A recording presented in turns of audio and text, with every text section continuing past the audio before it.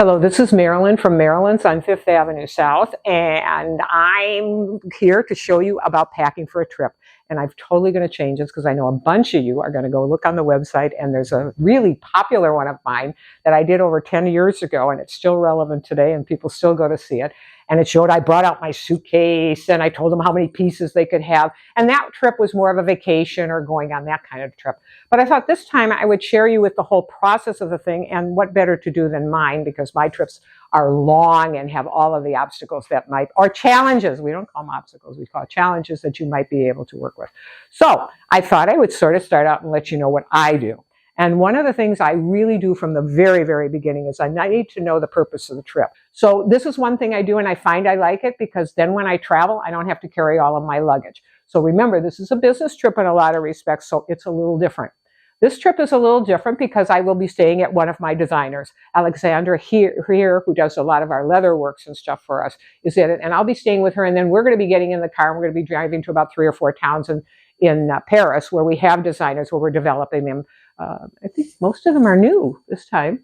So we're developing some new ones. So that's one of those. And then I leave for Paris. One of the things I want to show you is those are my challenges. That's one of the challenges. The second challenge I have is what's the weather going to be like? Well, I've been going this time of year for a real long time, and I do know that it starts out kind of warmish and nice, and by the time in Milan, which is usually cooler, even though it's further south, because Milan is designed in the middle of a mountain ranges all around it, it gets to be very cold by the end of the month. So I do have to carry some warmer items, but mostly we do a lot of layering pieces, and I'll tell you about how I do that. So that's my check-in, Daniel. I have to go with that. The biggest challenge that I have is weight. You don't have weight like I have weight, because the problem is I'm gone for 2 weeks. The size of my suitcase is about the size of the top of this table here, and it goes about that high. I have to be I have luggage that is very, very soft, and it's less than 6 kilos, which is about 2 or 3 kilos. I have to think in kilos because those are the weight machines I'm going to be on when I'm in Europe. Now, here's what the challenge is. I get on my plane, and they'll take 28 kilos, which is, it's a different, it's like, I don't know the weightage here, but because I always think kilos. And I can have that getting to Europe. The problem is the next flights, all the flights I take in Europe drop down to 16 kilos. That's a problem. I have 2 problems, 3 problems.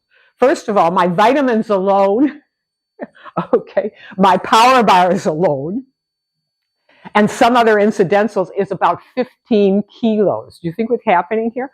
So already I'm at about 30 to 35% of the weight coming over. I'm already using up in just that. And when I drop down to 16 kilos, that means half of my luggage is now being used for just my incidentals. Now, luckily enough that a lot of the stuff that I take on the planes, I don't have to take all of that. But I do have to consider the major ones where I do, and I have to make sure that my weight.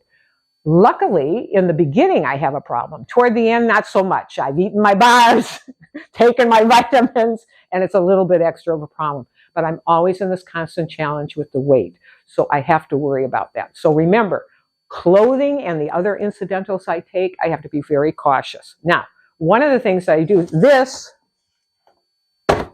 is a day-to-day trip, okay, of everything I have to do in Europe, all of the appointments and everything. I cannot put this in my luggage. I must carry this with me. So that goes in my briefcase, okay? Also with my laptop.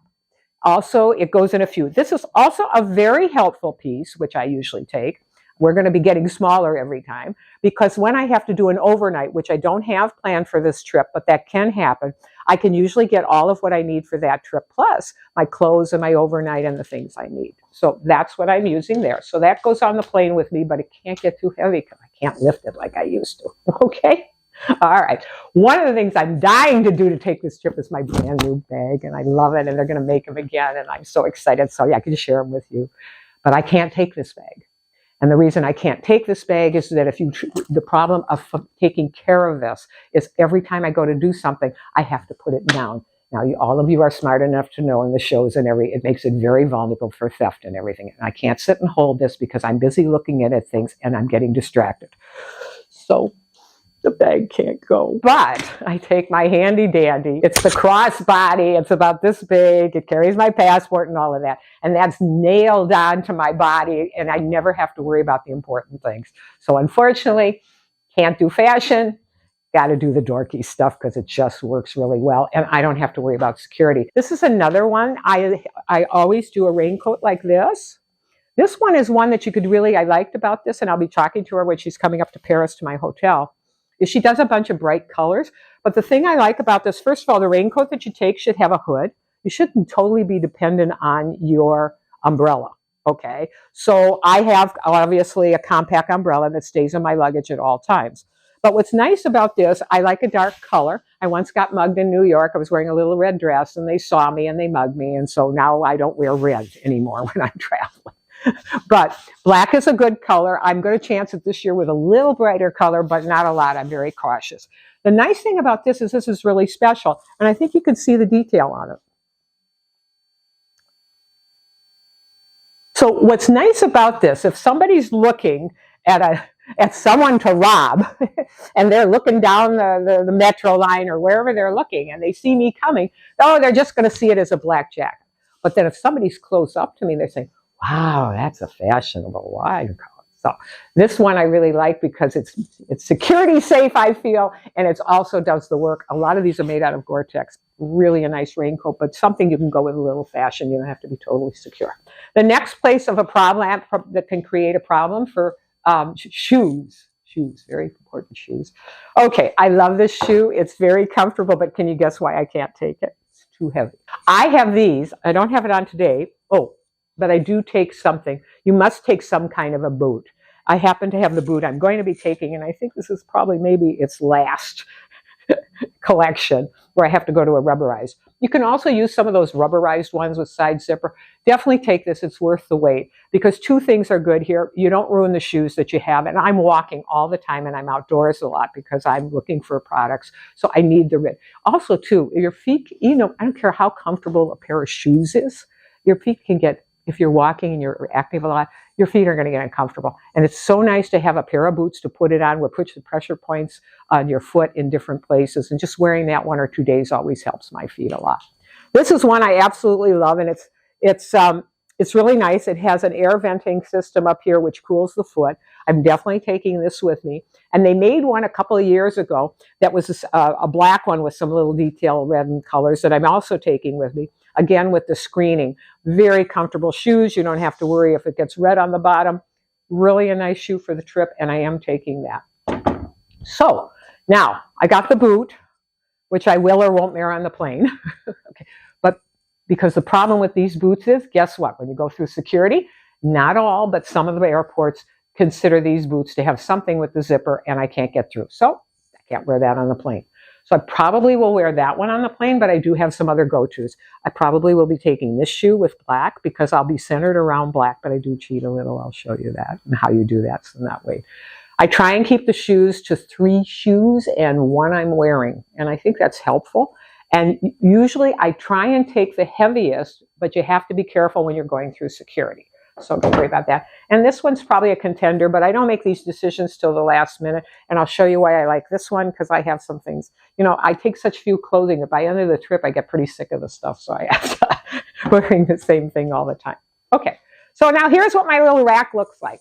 All right, let's start out with the pants, because that's a good. This is just one of the pants that we have in the store. This is a cotton, and we also make some. They have stretch and stuff. They're really nice, comfortable to wear. Easy to be done. This one has a side zipper, but this is a nice pant. My centered around mine is 3 pants. Okay, so I'm going to take 3 different pairs of pants with me and let them rest. One day this one day that one.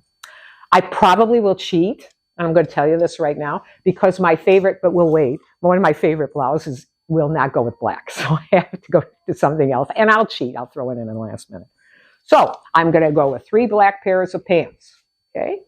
Now, all I have to do now is decide on the tops. So, as you all know who've been here, I do a lot with the knit tops, and I also do a lot of blouses underneath my tops. There's a lot of reasons that when you're in Europe with all the designers, okay, they They all wear these blouses with sweat, and I know why, because we're going through the back, and we're going here, we're working, and we're moving all the time, and we go into different temperature changes.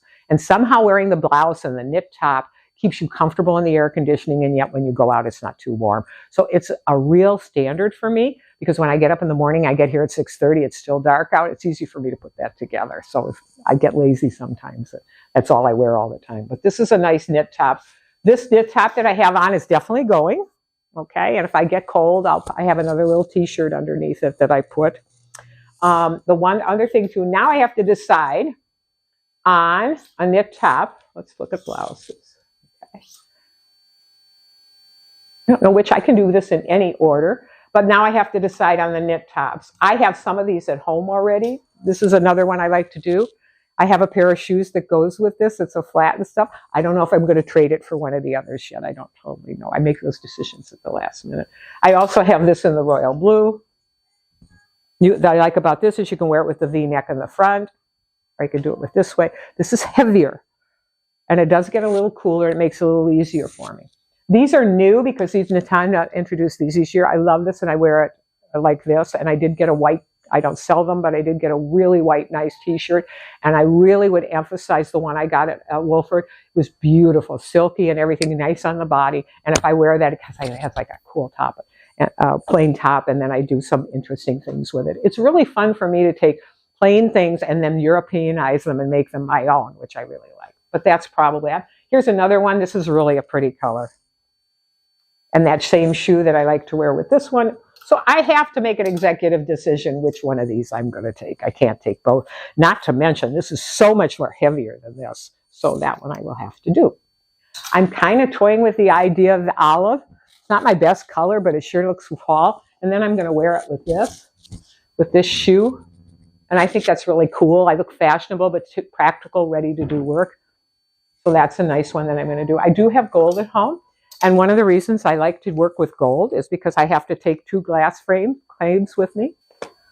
Okay, and if you notice, my glasses have gold detail on them. This is my sunglasses, so that'll be when I'm walking.